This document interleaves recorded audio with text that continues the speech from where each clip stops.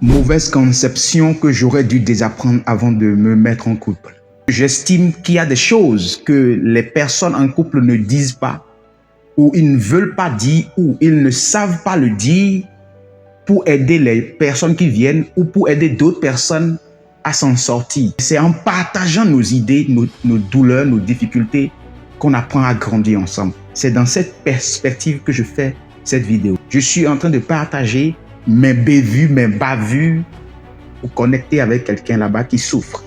Parce que notre jeunesse souffre. C'est visible comme ça. On est ignorant, on a grandi dans l'ignorance et nos parents ont fait ce qu'ils pouvaient faire pour nous élever.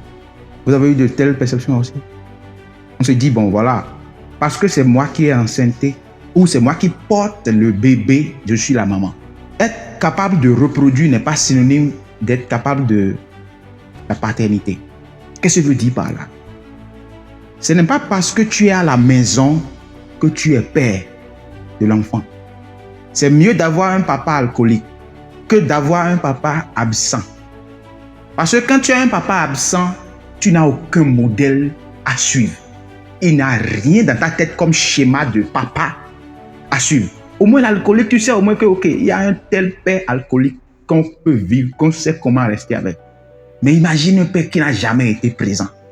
Dans ta tête, quand tu vas grandir, tu n'auras aucun schéma de ce que c'est que le visage masculin, la figure paternelle. Et tout ce que tu feras si tu es fille, j'ai la ferme conviction que tu feras tout pour mendier l'attention des hommes qui ont l'âge de ton père. La fille a besoin de la présence de son père à la maison avant de devenir une bonne mère demain. Le garçon a besoin de la présence de sa maman pour savoir comment être mari demain. Mais il a besoin de la présence de son père pour savoir comment être père demain. La meilleure méthode pour détruire le futur des enfants, c'est de leur priver de leur père. Éloigner l'enfant de son père et c'est foutu. Et si vous faites très bien attention aujourd'hui, la société dans laquelle nous sommes fait tout possible pour rendre la masculinité quelque chose de diabolique, quelque chose d'illégal, quelque chose à reprimer, quelque chose à détruire. Si tu es homme et tu as grandi sans papa à la maison, je t'en prie, si tu es encore célibataire, prends ton moment de célibat pour aller apprendre comment devenir un bon papa. Parce que tu n'as rien à amener sur la table en tant que papa. Tu ne peux qu'enceinter les gens. Tu ne peux que enceinter et c'est fini.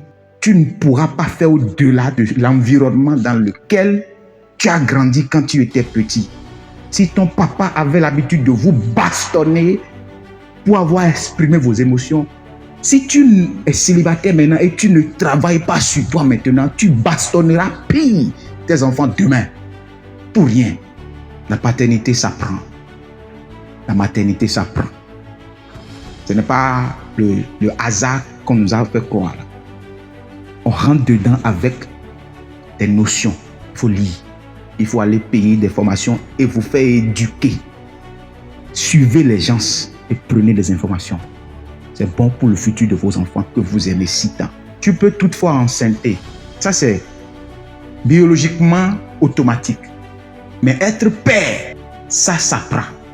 Apollinaire Kekere, linguiste de formation, formateur en anglais parlé, pragmatique.